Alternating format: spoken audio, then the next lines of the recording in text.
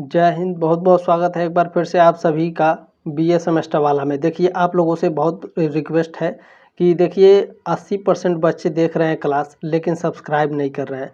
तो प्लीज़ आपसे रिक्वेस्ट है, मैं केवल 6 सेमेस्टर वालों को सपोर्ट कर रहा हूं, मैं केवल 6 सेमेस्टर को पढ़ा रहा हूं। तो आपकी ये जिम्मेदारी है कि आप लोग प्लीज़ मुझे सपोर्ट ज़रूर करें, ठीक है। सब्सक्राइब जरूर करें। 80% बच्चे देख रहे हैं लेकिन सब्सक्राइब नहीं कर रहे हैं, तो प्लीज़ सब्सक्राइब जरूर करें। और इस प्रश्न पत्र को सॉल्व कराने में बहुत ज़्यादा मेहनत लगती है, तो प्लीज़ एक लाइक ज़रूर कर दीजिएगा। और ये प्रश्न पत्र जो है इसे आगे ज़रूर शेयर कर दीजिएगा अपने दोस्तों के व्हाट्सएप पर, ठीक है, ताकि उनका भी परीक्षा में अच्छे नंबर से अच्छा नंबर आ जाए उनका भी परीक्षा में, ठीक है, बैक ना लगे, पास हो जाए अच्छे नंबर से। चले, और आप बीए सेमेस्टर वाला के पास पढ़ रहे हैं तो बिल्कुल भी चिंता करने की आवश्यकता नहीं है, आप ज़रूर पास हो जाएंगे, ठीक है। देखिए ये पेपर है बीए 6 सेमेस्टर होम साइंस का। पेपर का नाम है डायटिक्स एंड थ्योरेटिक न्यूट्रिशन। ये दीनदयाल उपाध्याय गोरखपुर विश्वविद्यालय का पेपर है। पेपर कोड है HSC 304, ठीक है। जो दीनदयाल उपाध्याय DDU के छात्राएँ हैं, ठीक है, वो अपना 50 क्वेश्चंस मिला लेंगे भैया। 50 क्वेश्चंस में से उनके कितने सही हुए हैं, ठीक है, कमेंट बॉक्स में कमेंट करिएगा 50 में से कितने सही हुए हैं, ठीक है। और जिनका एग्ज़ाम नहीं हुआ है उनके लिए रामबाण क्लास साबित होगी भैया, ठीक है, क्योंकि उनके कॉलेज में बिल्कुल इसी तरह से प्रश्न आएंगे, ठीक है। चलिए ध्यान से देखिएगा, सभी प्रश्न मोस्ट इम्पोर्टेंट है। पहला प्रश्न आपका इसमें पूछा गया है, आहारीय चिकित्सा के सिद्धांत हैं। आहारीय चिकित्सा के सिद्धांत होते हैं, रोग की अवधि क्या है, रोग की आर्थिक स्थिति क्या है और रोग का प्रकार क्या है, ठीक है। डी ऑप्शन आपका करेक्ट हो जाएगा इसमें से। देखिए ये सभी मैंने मॉडल पेपर में पढ़ाया हुआ है, ठीक है। तो डिस्क्रिप्शन बॉक्स में प्लेलिस्ट का लिंक दिया गया है पेपर 1 पेपर 2 का, ठीक है।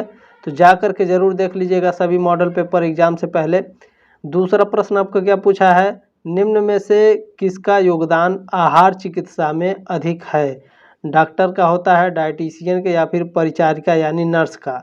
तो बताइए डॉक्टर का या फिर नर्स का। तो डाइटिशियन जो होता है, ठीक है, इसका योगदान आहार चिकित्सा में अधिक होता है, ठीक है। बी ऑप्शन करेक्ट है। डाइटिशियन मतलब आप समझ रहे हैं ना, जो जिम करते हैं, जो जिम बॉय होते हैं उनको पता है, जो वहाँ पर सिखाते हैं उनको, वो उनको डाइट के बारे में बताते हैं, ठीक है। तो वो डाइटिशियन होते हैं, वो आपको बताएंगे कि आपको आहार में क्या खाना चाहिए क्या नहीं खाना चाहिए, ठीक है। तो इनका बहुत ही महत्वपूर्ण योगदान होता है डाइटिशियन का। बी ऑप्शन आपका करेक्ट है।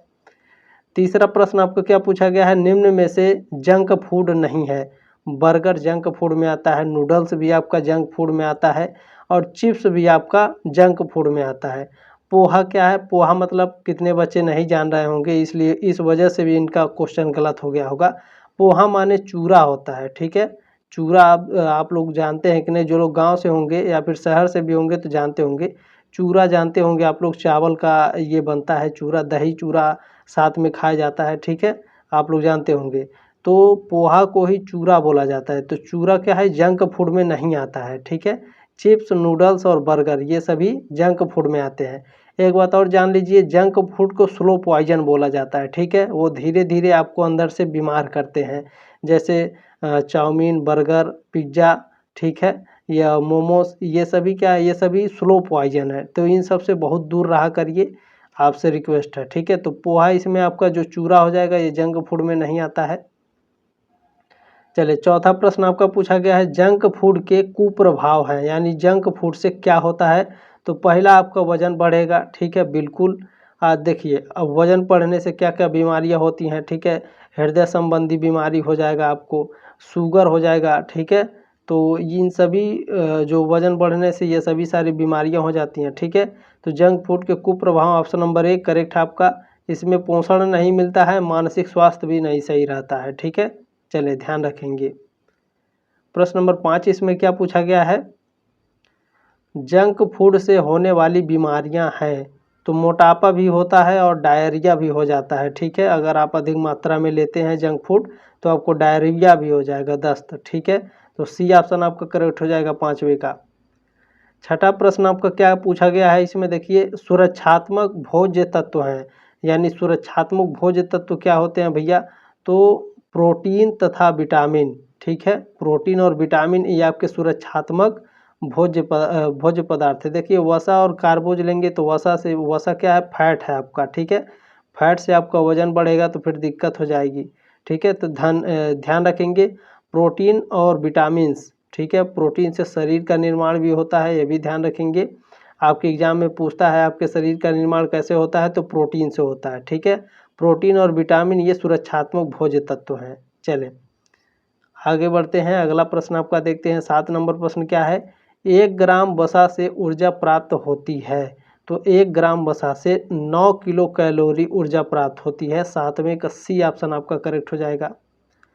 8वां प्रश्न देखेंगे, आपका क्या पूछा गया है, उपचारात्मक आहार में निम्न परिवर्तन किए जाते हैं। उपचारात्मक आहार में क्या परिवर्तन किए जाते हैं, पोषण तत्वों की मात्रा में परिवर्तन किए जाते हैं। उपचारात्मक समझ रहे हैं ना आप, जैसे मान लीजिए किसी को बुखार है, ठीक है, या किसी का एक्सीडेंट हो गया है, तो उस समय क्या है, उसे उपचारात्मक आहार बोलते हैं। जब आप वो बिस्तर पर पड़ा है, जब आप उसे खाना पीना दे रहे हैं, तो उसमें किन किन बातों का ध्यान रखना पड़ता है, उचित जो पोषण तत्व होते हैं उनकी मात्रा कितनी होनी चाहिए। भोजन के रूप में क्या बर्गर खिलाएंगे, बुखार है तो नहीं खिलाएंगे, ठीक है। तो इन सभी बातों का ध्यान रखना होता है। भोजन देने की आवृत्ति में, ठीक है, कि भोजन कितने कितने अंतराल पे देना है, ठीक है। तो इन सभी चीज़ों का ध्यान रखना होता है उपचारात्मक आहार में, ठीक है। परिवर्तन किए जाते हैं इन सभी का, डी ऑप्शन आपका करेक्ट हो जाएगा। देखिए एकदम बिल्कुल आसान भाषा में समझाएंगे, आपको ज़िंदगी भर नहीं भूलेंगे, ठीक है। आप पेपर में बैठते ही खटाखट सभी प्रश्नों को करेंगे राहुल गांधी जी की तरह। 13 नंबर प्रश्न क्या है आपका, देखिए मैं आपको बता देता हूँ। जो बच्ची ने प्रश्न पत्र भेजा है 9, 10, 11 और 12 नंबर इन्होंने नहीं भेजा है, ठीक है।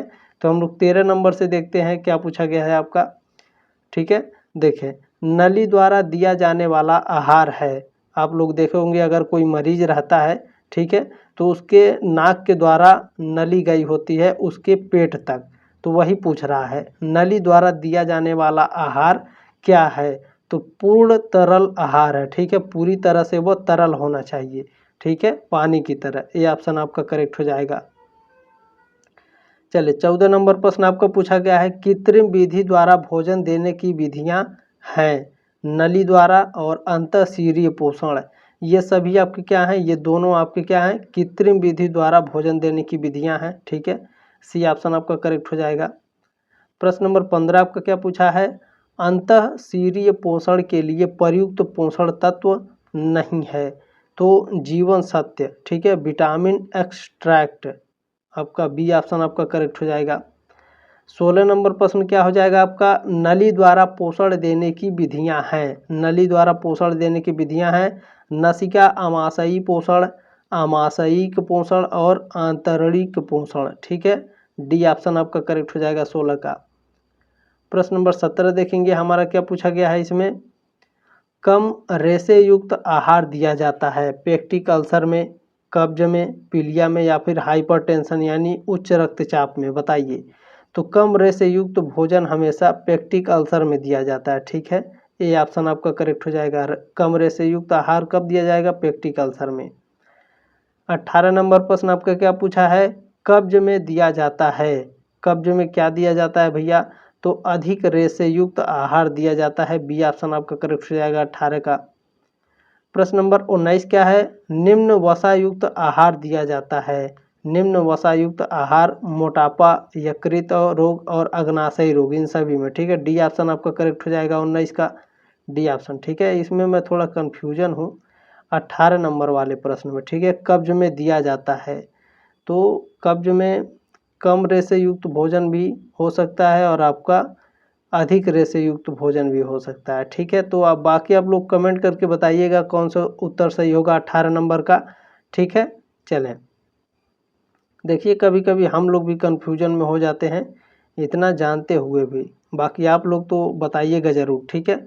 चलिए 20 नंबर प्रश्न क्या है, शरीर का तापमान 1 डिग्री फ़ारेनहाइट बढ़ने पर, ठीक है, शरीर का जो तापमान होता है 1 डिग्री बढ़ने पर आधारीय चयापचय दर बढ़ती है कितना परसेंट, तो 7% बढ़ती है, ठीक है। बी ऑप्शन आपका करेक्ट हो जाएगा। बी ऑप्शन करेक्ट है, बिल्कुल करेक्ट हो नहीं जाएगा, ठीक है, करेक्ट है आपका। चलिए 21 नंबर, ऐसे मैं बोलता हूँ तो बच्चे कितने कंफ्यूज हो जाते हैं, तो लेकिन आप कंफ्यूज मत होइएगा, ठीक है, वो मेरे बोलने का स्टाइल है, चलिए वो आदत पड़ गया है। 21 नंबर प्रश्न क्या है, कम तीव्र एवं दीर्घकालिक ज्वर है। कम तीव्र एवं दीर्घकालिक ज्वर यानी लंबे समय तक कौन रहता है? टाइफाइड। सी ऑप्शन करेक्ट हो जाएगा आपका 21 का, ठीक है, सी ऑप्शन करेक्ट है 21 का। चलिए 22 नंबर प्रश्न देखेंगे, हमारा क्या पूछा गया है? ज्वर से पीड़ित व्यक्ति का आहार होना चाहिए, यानी अगर किसी को बुखार है तो उसे किस तरह का आहार देना चाहिए भैया? तो सौम्य आहार देना चाहिए, ठीक है, ये ऑप्शन आपका करेक्ट हो जाएगा। चलिए प्रश्न नंबर 23 क्या है आपका? ज्वर की स्थिति में प्रोटीन की आवश्यकता। तो जब ज्वर आपको बुखार रहेगा तो प्रोटीन की आवश्यकता क्या होती है? घट जाती है, ठीक है, ये ऑप्शन आपका करेक्ट हो जाएगा 23 का। प्रश्न नंबर 24 क्या है? अतिसार के कारण है विषाक्त भोजन, कुपोषण और संक्रमण। ये सभी क्या है? ये सभी आपके अतिसार के कारण हैं, ठीक है, किसके? डायरिया के, ठीक है, केसेस ऑफ डायरिया आर, यानी अतिसार के कारण हैं ये सभी। देखिए डायरिया को हिंदी में अतिसार बोला जाता है, ठीक है, ध्यान रखेंगे। प्रश्न नंबर 25 क्या है आपका? कब्ज के रोगी के आहार में कम होनी चाहिए, यानी जो कब्ज के रोगी हैं उनके खाने में कम होना चाहिए वसा, विटामिन, कार्बोहाइड्रेट या फिर खनिज तत्व। तो उनके खाने में हमेशा फैट कम होना चाहिए जो कब्ज रोगी होते हैं, ठीक है, 25 का ए ऑप्शन आपका करेक्ट हो जाएगा। प्रश्न नंबर 26 आपका क्या पूछा गया है? स्वस्थ व्यक्ति के शरीर में रक्त में ग्लूकोज की मात्रा होती है। तो इसमें भी मैं थोड़ा कन्फ्यूजन हूँ, ठीक है, ये आपका 100 ml से कम होता है, लेकिन आपका इसमें दिया नहीं है कहीं पर। 80 से 120 हो सकता है, एकदम राइट आंसर, ठीक है। सी भी आपका हो सकता है 100 से 120। बाकी आप लोग कमेंट करके बताइएगा, ए और सी में से दोनों में से कोई एक ही होगा, इस बात को ध्यान रखेंगे, ठीक है। चलिए कमेंट जरूर करिएगा। प्रश्न नंबर 27 क्या पूछा है? मधुमेह में किसका चयापचय नहीं होता है? मधुमेह मतलब आप समझ रहे हैं डायबिटीज, ठीक है, डायबिटीज में किसका चयापचय नहीं होता है? तो कार्बोहाइड्रेट का, ठीक है, कार्बोज का, बी ऑप्शन आपका करेक्ट है। चलिए 28 नंबर प्रश्न क्या है? पॉलीडिप्सिया क्या है? इसको काफ़ी शानदार तरीके से बताया था मैंने एक्सप्लेन करके, ठीक है, बार बार प्यास लगता है, पॉलीडिप्सिया रोग हो जाता है, तो बी ऑप्शन आपका करेक्ट है। 29 नंबर प्रश्न क्या है? इंसुलिन बनता है, इंसुलिन आपका अग्नाशय में बनता है, सी ऑप्शन आपका करेक्ट है 29 का। प्रश्न नंबर 30 क्या पूछा है? उच्च रक्तचाप का कारण नहीं है, तो संतुलित आहार, ठीक है, संतुलित आहार जब आप बैलेंस्ड डाइट लेंगे तो आपको उच्च रक्तचाप यानी हाई ब्लड प्रेशर का रोग नहीं होगा, ठीक है, कारण नहीं है, कारण पूछा है तो संतुलित आहार है, ठीक है। चले बाकी वंशानुक्रम भी होता है, ठीक है, जिनको हाई ब्लड प्रेशर रहता है ये वंशानुक्रम होता है, यानी बाप दादा को हुआ रहता है तो आपको भी होने का संभावना रहता है। मोटापा के कारण होता है, मानसिक तनाव के भी कारण होता है, ज़्यादा टेंशन नहीं लेना चाहिए, ठीक है। चले 31 नंबर प्रश्न क्या पूछा है? उच्च रक्तचाप में वर्जित आहार है, यानी आपका हाई ब्लड प्रेशर में पूछ रहा है कौन सा आहार आपको वर्जित है, क्या नहीं खाना चाहिए? तो आपको सी फिश, ठीक है, समुद्री मछली इनमें से नहीं खाना चाहिए। वसा रहित दूध बिल्कुल ले सकते हैं जिसमें फैट ना हो, फल ले सकते हैं, सलाद ले सकते हैं, लेकिन समुद्री मछली नहीं खा सकते हैं, ठीक है। 32 नंबर प्रश्न है, निम्न में से हृदय संबंधित बीमारी है? तो पीलिया, हैजा और मधुमेह ये क्या है? ये आपका हृदय से संबंधित नहीं है, ठीक है। बाकी एथेरोस्क्लेरोसिस, ठीक है, ये आपका हृदय संबंधी बीमारी है। 32 का ऑप्शन नंबर ए करेक्ट है। देखिए मॉडल पेपर से बहुत सारे प्रश्न आपके आए हैं एग्जाम में, ठीक है, और कुछ बच्चे बोलते हैं कि सर आप पढ़ाते आते ही नहीं है। जब आप एक मॉडल पेपर देख कर जाएंगे उसमें से आपके केवल ज़्यादा से ज़्यादा 7 से 8 प्रश्न आ जाएंगे, ठीक है, तो 7 से 8 प्रश्न से आपका क्या होने वाला है? तो मॉडल पेपर में कम से कम आप लोग जितने भी मॉडल पेपर दिए रहते हैं एक एक बार देख लिया कीजिए, इतना समय रहता है आप लोगों के पास। 33 नंबर प्रश्न आपको क्या पूछा गया इनमें से? एथेरोस्क्लेरोसिस में लिपिड जम जाने के कारण क्या होता है? धमनियां पतली हो जाती हैं, ठीक है, सी ऑप्शन आपका करेक्ट हो जाएगा। चलिए प्रश्न नंबर 34 क्या है? हृदय संबंधी बीमारियों में कोलेस्ट्रॉल की मात्रा लेनी चाहिए, तो 100 मिलीलीटर, सी ऑप्शन आपका करेक्ट है। प्रश्न नंबर 35 आपका क्या पूछा गया है? मोटापे के कारण होने वाली बीमारी नहीं है, यानी आप मोटे हो जाएंगे तो कौन सा बीमारी आपको नहीं होगा। देखिए गठिया हो जाएगा, गठिया मतलब समझ रहे हैं, लाइपोमा हो जाता है, ये आपके शरीर में जगह जगह पर गांठ बन जाता है इस तरह से, ठीक है। पीठ में, हाथ में, पेट में भी बन जाता है। उच्च रक्तचाप, हाई ब्लड प्रेशर भी हो जाता है, आपको डायबिटीज भी हो जाता है, ठीक है, मोटापे के कारण। क्या नहीं होता है, तो आपको अतिसार नहीं होता है, ठीक है। डायरिया आपको मोटापे के कारण नहीं होता, बाकी डायबिटीज, हाई ब्लड प्रेशर और गठिया मोटापे के कारण होता है। ये ऑप्शन आपका करेक्ट है। प्रश्न नंबर 36 क्या पूछा है, मोटापे का कारण है, तो ये वंशानुक्रम है और भोजन संबंधी आदतें भी हैं, ठीक है। बाप दादा को रहेगा तो आपको भी क्या है, मोटापे आ सकते हैं, ठीक है। आपका सी ऑप्शन आपका करेक्ट हो जाएगा दोनों। चलिए प्रश्न नंबर 37 क्या है, मोटापा कम करने हेतु आहार में लेना चाहिए, यानी मोटापा कम करना है तो क्या हमें लेना चाहिए। भैंस का दूध पिएंगे, बिल्कुल नहीं, ठीक है। फल ले सकते हैं, बिल्कुल करेक्ट है आपका, ऑप्शन नंबर बी करेक्ट है आपका। मिठाई या मेवा नहीं खाएंगे भैया, नहीं तो और मोटे हो जाएंगे। चलें प्रश्न नंबर 38 क्या है आपका, कम शारीरिक भार के लक्षण हैं, तो वृद्धि रुक जाना, ठीक है, रोग प्रतिरोधक क्षमता कम होना, यकृत का आकार कम होना, ये सभी क्या है, कम शारीरिक भार के लक्षण है। डी ऑप्शन आपका करेक्ट हो जाएगा। प्रश्न नंबर 39 क्या है, दुबले व्यक्ति को अतिरिक्त कैलोरी की मात्रा लेनी चाहिए, तो 500 प्लस कैलोरी, ठीक है, ये ऑप्शन आपका करेक्ट हो जाएगा 39 का। 40 नंबर प्रश्न देखेंगे, हमारा क्या पूछा है, दुर्बलता का कारण है, दुर्बलता का कारण क्या होता है, पाचन संस्थान में विकार हो जाएगा, अपर्याप्त भोजन, आर्थिक स्थिति ठीक नहीं रहेगी, ठीक है, ये सभी क्या है, दुर्बलता के कारण होते हैं। डी ऑप्शन आपका करेक्ट है 40 का। प्रश्न नंबर 41 क्या पूछा है आपका, थायराइड ग्रंथि से निकलने वाले हार्मोन्स में पाए जाने वाला मुख्य तत्व है, तो जो थायराइड ग्रंथि से हार्मोन निकलते हैं उसमें आयोडीन पाया जाता है, ठीक है। बी ऑप्शन आपका करेक्ट है 41 का। प्रश्न नंबर 42 का पूछा है, अंतःस्रावी ग्रंथियां हैं, थायराइड ग्रंथि, एड्रीनल ग्रंथि और पिट्यूटरी, ये तीनों अंतःस्रावी ग्रंथियां हैं। डी ऑप्शन आपका करेक्ट है। प्रश्न नंबर 43 क्या पूछा है, पेप्टिक अल्सर के रोगी के लिए वर्जित आहार है, पेप्टिक अल्सर के रोगी को क्या नहीं खाना चाहिए, तो सब्जियों का सलाद, यानी जो पेप्टिक अल्सर के रोगी होते हैं इनको कच्चे चीज़ नहीं देना चाहिए, ठीक है। कच्चे चीज़, कोई भी कच्चा चीज़ हो, फल हो, ठीक है, सब्जी हो, इनको कच्चा चीज़ बिल्कुल भी नहीं देना चाहिए पेप्टिक अल्सर के रोगी को। ब्रेड दे सकते हैं, पका हुआ चावल, उबला अंडा, ये सभी दे सकते हैं, लेकिन भैया हरा चीज़ नहीं दे सकते हैं जो कच्चा हो, ठीक है। सी ऑप्शन आपका करेक्ट हो जाएगा। चलिए बिल्कुल एकदम आसान भाषा में समझाया जाएगा। 44 नंबर प्रश्न क्या है, सिप्पी डाइट दी जाती है, तो पेप्टिक अल्सर में दी जाती है, ए ऑप्शन करेक्ट है आपका। प्रश्न नंबर 45 क्या पूछा है, तीव्र पैनक्रियाटिस में देना चाहिए, तीव्र पैनक्रियाटिस में शुद्ध तरल आहार देना चाहिए, ये ऑप्शन करेक्ट है 45 का। प्रश्न नंबर 46 क्या पूछा आपका, दीर्घ पैनक्रियाटिस में देना चाहिए, तो अधिक प्रोटीन तथा कार्बोहाइड्रेट देना चाहिए, ठीक है। बी ऑप्शन आपका करेक्ट है 46 का। प्रश्न नंबर 47 क्या पूछा गया है, उच्च कार्बोज युक्त आहार दिया जाता है, किस में दिया जाता है, तो जॉइंडिस में, जब पीलिया हो जाता है तो उच्च कार्बोयुक्त आहार दिया जाता है।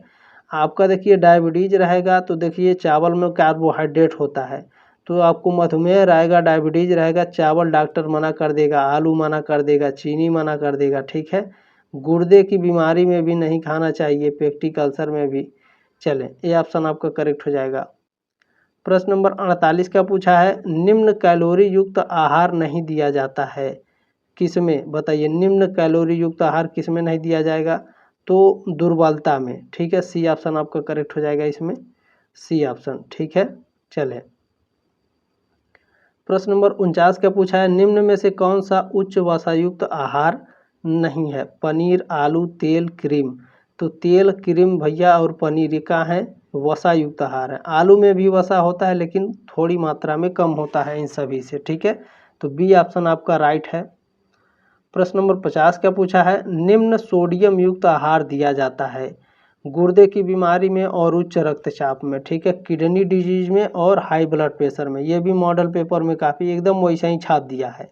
सी ऑप्शन आपका करेक्ट हो जाएगा, ए और बी दोनों, ठीक है। आपके 50 में से कितने प्रश्न सही हुए हैं कमेंट बॉक्स में बताइएगा। और जिनका एग्जाम नहीं हुआ भैया प्लीज़ आप लोग इस प्रश्न पत्र को आगे पहुंचाइए बाकी बच्चों के पास, ताकि उनको भी हेल्प हो सके, ठीक है। एक लाइक और चैनल को सब्सक्राइब जरूर करेंगे। चले मिलते हैं जल्दी नेक्स्ट मॉडल पेपर में, तब तक के लिए जय हिंद, वंदे मातरम।